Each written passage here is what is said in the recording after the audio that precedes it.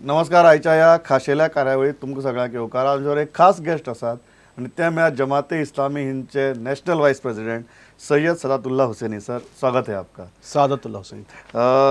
बहुत interesting topic पे आप गोवा में बात कर रहे हैं और वो टॉपिक है अनविलिंग जिहाद. अनविलिंग जिहाद क्यों, ये टॉपिक आपने क्यों चुना? क्योंकि इस वक्त दुनिया में जिहाद के नाम का बहुत ज़्यादा एक्सप्लॉयटेशन हो रहा है.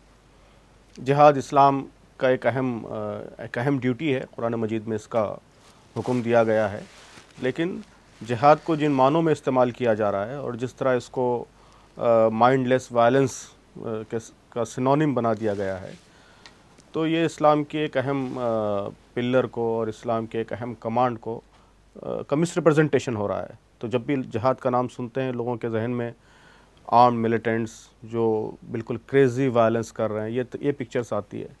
तो हम समझते हैं कि इस्लाम की भी पिक्चर साफ़ होनी चाहिए और ये जो इस्लाम का एक अहम कमांड है, इस्लाम का एक अहम पिलर है जिहाद, उसकी भी पिक्चर साफ़ होनी चाहिए. लोगों को मालूम होना चाहिए कि जिहाद क्या है. जिहाद क्या है? जी, जिहाद ये स्ट्रगल को कहते हैं. इसके जो लिटरल मीनिंग है स्ट्रगल है. तो अटमोस्ट स्ट्रगल, जो इंग्लिश ट्रांसलेटर्स ने जो इसको ट्रांसलेट किया है, अटमोस्ट स्ट्रगल. तो किसी भी नोबल कॉज के लिए जो अल्लाह ताला ने जिसका हुक्म दिया है, उसके लिए आप स्ट्रगल करते हैं, स्ट्राइव करते हैं, तो डैट इज़ कॉल्ड जिहाद. तो जिहाद बिल कलम कहते हैं, मीन्स जिहाद बाय पेन, कि अगर आप पेन के ज़रिए लोगों को सही बातें बता रहे हैं, दुनिया में जो कुछ गलत हो रहा है उसके ख़िलाफ़, if you are raising the voice by your pen, so this is called jihad bil qalam, jihad by pen. If you are telling the truth, if you are communicating good things to people by your tongue, so this is called jihad bil lisan, zuban ke zariye jihad.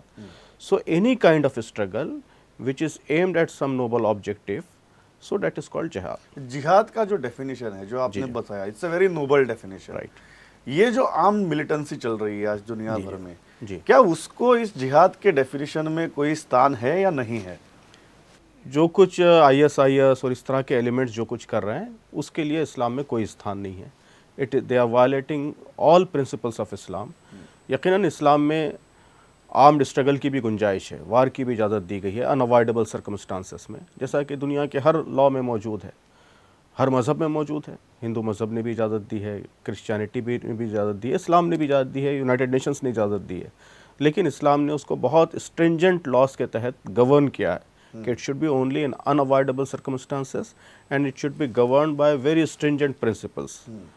Jihad यानी jihad qital, jihad with sayf it is called, means jihad by sword. So when it is allowed, तो इस्लाम ने उसके लिए भी कुछ conditions दी हैं. और जब अलाउ हो जाएगा, जो लेजिटिमेट वॉर रहेगी, उसमें किन कंडीशंस को फॉलो करना है, उसके बारे में भी क्लियर इंस्ट्रक्शंस इस्लाम ने दिए हैं. आज जो जिहाद के नाम पे मिलिटेंसी हो रही है, जो आतंकवाद हो रहा है, जी जी, उसको ना जिहाद के डेफिनेशन में कोई स्थान है, ना इस्लाम में कोई स्थान है. Right, you are right. जी. Is on this backdrop, I was reading your literature also, and you made a very interesting point that there is a group of nation which is trying to exploit this philosophy and trying to create bonded labor, trying to exploit the natural resources in the Middle East, and in that bargain, they are going on creating new conflict zones across the world. Right. Which are these group of nations? Are you referring to United States of America? Are you referring only to the European countries? Which are these group of nations? Mainly United States of America and all those countries who are supporting United States in its aggression and in its capitalistic exploitative measures that it is taking throughout the world. So all those countries who are supporting United States. So mainly this whole evil expedition, it is being led by United States. There is no doubt in it. One thing मैं आपसे पूछना भी चाहूँगा कि जब ये गए middle east में, जो प्राइमरी उनका मोटिव था, जो मकसद था, वो मकसद था वहाँ पे वहाँ की राजनीति बदलना, from dictatorship to democracy. That was the plank on which they decided to enter that. Which भी अरब स्प्रिंग की भी बात हुई, सबको लगा कि ये बहुत बड़ी क्रांति हो रही है, रेवोल्यूशन हो रहा है, और उसके बाद we are into completely a dark hole. किसको जिम्मेदार मानते हैं आप इस परिस्थिति के लिए? नहीं, सबसे पहली बात तो ये है कि डेमोक्रेसी के लिए वो गए थे, ये बिल्कुल सही नहीं है. यानी they were never serious about democracy in Middle East and they will never be serious as long as they will be pursuing this agenda of global supremacy. Biggest the biggest enemy will be the democracy in Middle East. So they will never tolerate democracy in Middle East. They will always need their cronies, crony dictators in all Middle East countries.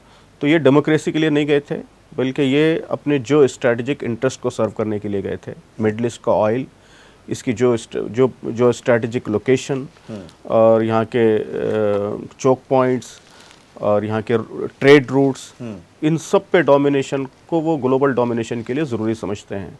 And ये domination की लड़ाई है और Middle East उसका war zone बना हुआ है, ground बना हुआ है. So the main purpose was to get domination on all this strategic location of Middle East, और उसी के लिए वो गए थे. डेमोक्रेसी वाज एक बहाना था. लेकिन आपने देखा कि आज अमेरिका कह रही है, बराक ओबामा ने भी बड़ी खुली तरह से कहा है कि it was a mistake to step into Iraq. आज वो कह रहे हैं. What is this? आपको क्या लग रहा है, उनको पश्चाताप हो रहा है या परिस्थिति उनके हाथ से निकल गई है? नहीं, अगर पश्चाताप हो रहा है तो they should adopt good policies. Means the policy reform should be there. So उस रिफॉर्म की कोई अलामत नज़र नहीं आ रही है. स्टिल वही एजेंडा वो परसीव कर रहे हैं. तो जब ज़माना गुजर जाता है एंड रिपोर्ट्स आज आने लगती हैं, फैक्ट्स आने लगते हैं, तो they start apologising. They have done the same thing in Pearl Harbor case, in Iraq case, in Afghanistan case. Now also whatever they are doing, they will be rendering apology after some time, but they will not reform their agenda. So as long as they do not reform their agenda, and as long as they do not respect the aspiration of people in those regions, so all these apologies are meaningless. एक interesting सवाल है, वो है कि the whole issue that they went into Middle East from dictatorship to democracy. Why do you think it was happening that entire Middle East, ना पहले democracy थी ना आज डेमोक्रेसी है? What is the reason? What is the reason that region itself is completely away from democracy?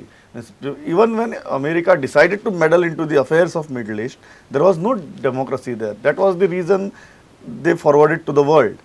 Why do you think that is the state of Middle East? नहीं, जब से ये सेकंड वर्ल्ड वॉर के बाद से जब से डेमोक्रेसी का एरा शुरू हुआ है, the middle east has become the battle ground for global supremacy. ये आज नहीं हुआ है, सेकंड वर्ल्ड वॉर के बाद से ही. सेकंड वर्ल्ड वॉर के बाद ये पूरा area, big imperialist forces, they get divided among themselves. और उसके बाद उन्होंने इसराइल को वहाँ पे इस्टेब्लिश कर दिया, and Israel has become very important point of interest for them. तो अब उसके बाद उनका जो मेन इंटरेस्ट रहा वो इसराइल की safety and security, then Middle East का oil, because Second World War से पहले ही वहाँ पे ऑयल आ गया था. तो मिडल ईस्ट का ऑयल, यहाँ के चोक पॉइंट्स, यहाँ के स्ट्रेटजिकल लोकेशंस, इन सब चीज़ों ने ग्लोबल जो इम्पेरियलिस्ट फोर्सेस है, पावर्स है, उन लोगों के लिए उन लोगों का इंटरेस्ट बढ़ा दिया. और उसी वक्त से उन्होंने यहाँ पे कभी डेमोक्रेसी को परवान होने नहीं दिया, परवान चढ़ने नहीं दिया. जब भी डेमोक्रेसी आई, अल्जीरिया में democratically elected government was established, तो मिलिट्री इंटरवेंशन हुआ, गवर्नमेंट ख़त्म हो गई.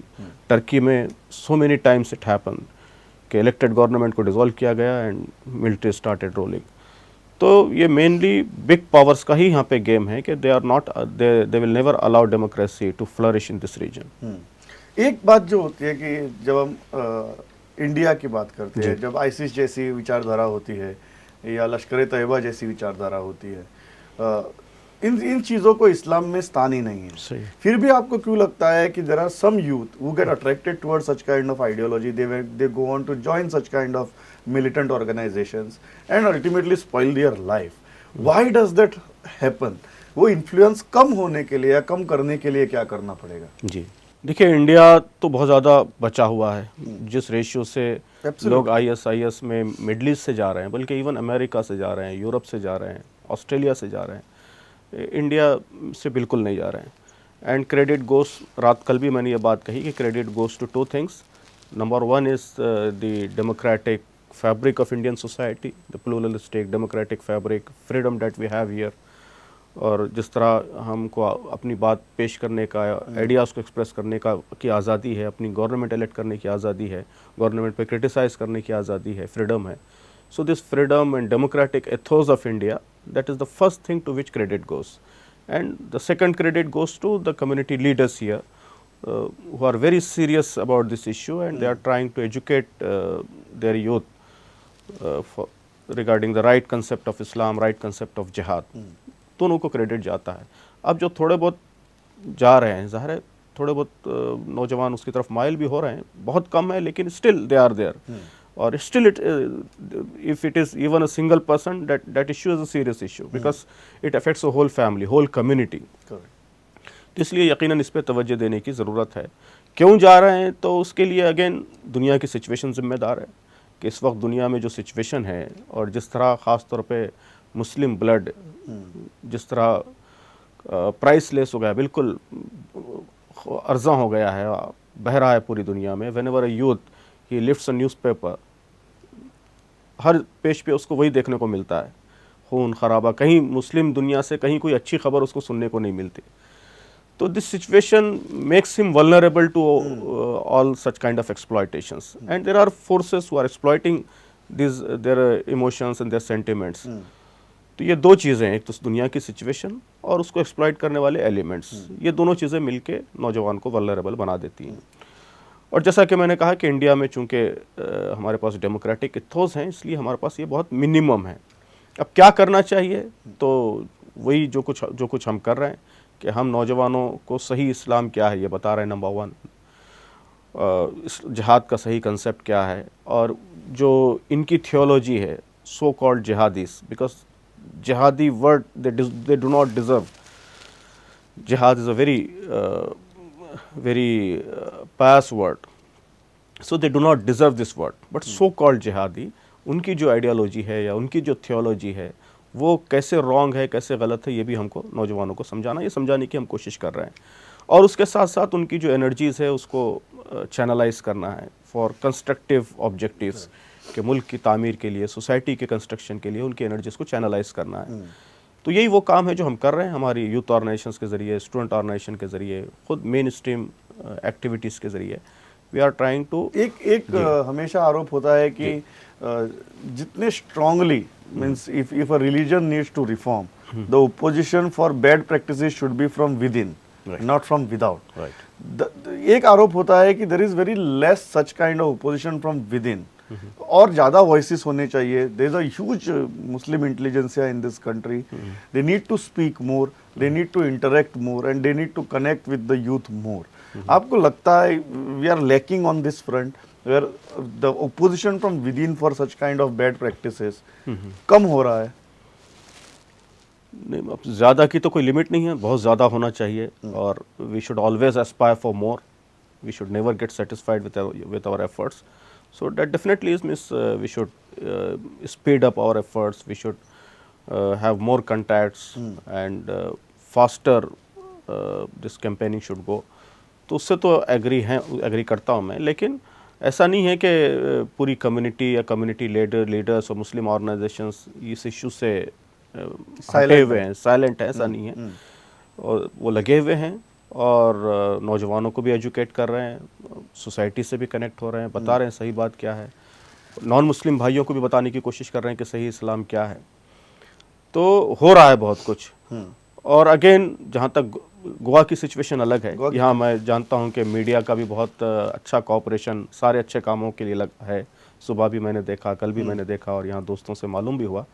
लेकिन ओवरऑल इंटरनेशनल लेवल पर बहुत ज़्यादा और नेशनल लेवल पर भी इस तरह की जो सेन वॉइसेस हैं वो उसको मीडिया कवर नहीं करता.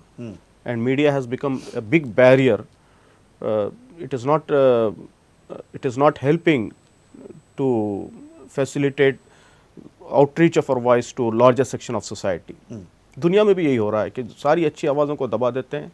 जो मिलिटेंट्स हैं, जो इस्लाम के नाम को बदनाम कर रहे हैं, उनकी आवाज़ को उभारते हैं. Because that is again their agenda. They are puppets in the hands of global capitalist forces.